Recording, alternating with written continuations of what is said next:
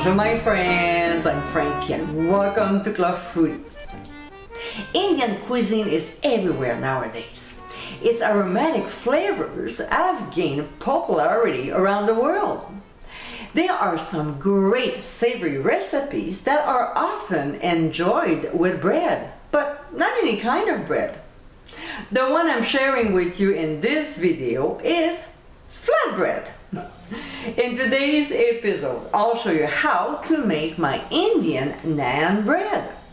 This easy and delicious recipe is perfect for soaking up the sauce from your plate.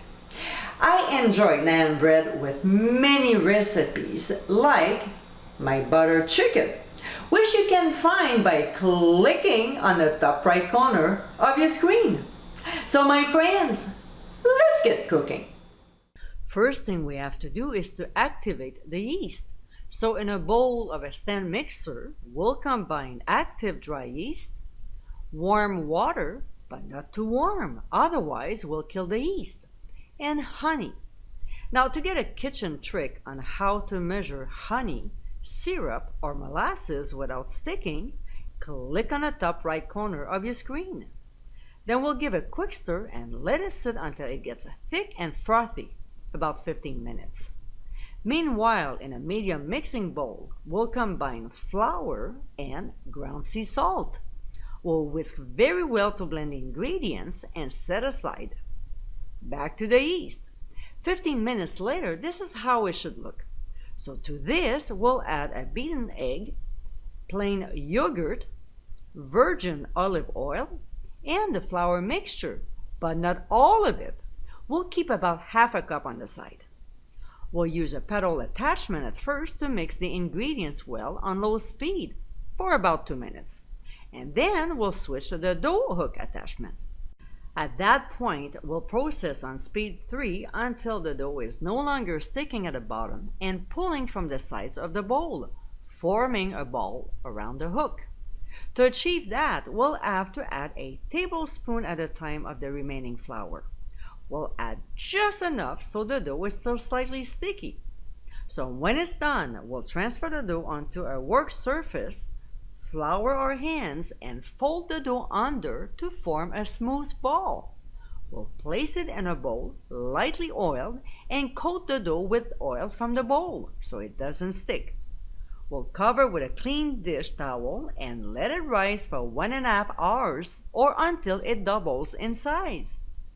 All right, now that the dough has risen, we'll deflate it by punching it and transfer on a lightly floured work surface. We'll form a ball again by folding under, and then using a bench scraper, we'll divide the dough into 8 equal pieces. Just like earlier, we'll fold each individual piece under to form little balls. We'll cover them with a dish towel and let them sit for 30 minutes. Half an hour later, they will look like this. For this video purposes, I wanted to show it to you, but we'll keep them covered until we're ready to bake. Using either a griddle, skillet, or panini pan, we'll heat our pan on medium. When it's hot, we'll start rolling our flatbread, one ball at a time, keeping the others covered. We'll roll it to form a long, thin oval shape. We have to roll them thin in order to get the signature bubbles in the naan bread. So basically, this is how it goes. We'll roll one and cook it. We'll roll another ball, then cook it. It might sound like it's going to take time, but it actually goes pretty quickly. I'm sure you'll get the hang of it. So we'll place our flatbread in a hot pan and brush the top with clarified butter. You can always brush both sides, but I find that it doesn't get greasy that way, and there's a subtle butter taste to it. You'll see within a minute, bubbles will slowly start forming on the surface. I fast forwarded this segment because I thought it would be fun to watch at a high speed. Hey, who says cooking is unentertaining? So when it gets brown, we'll flip on the other side. Roughly each side should take about 3 minutes. Et voila! This is our Indian naan bread, soft and chewy with a nice buttery taste. This flatbread is so flavorful. It's a natural to serve with East Indian dishes, but versatile enough to enjoy with other meals that have sauces on them. This easy homemade recipe is far better than what you find at your local grocery store.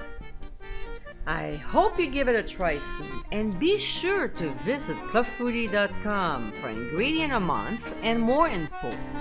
Until next time, my friends, bon appétit!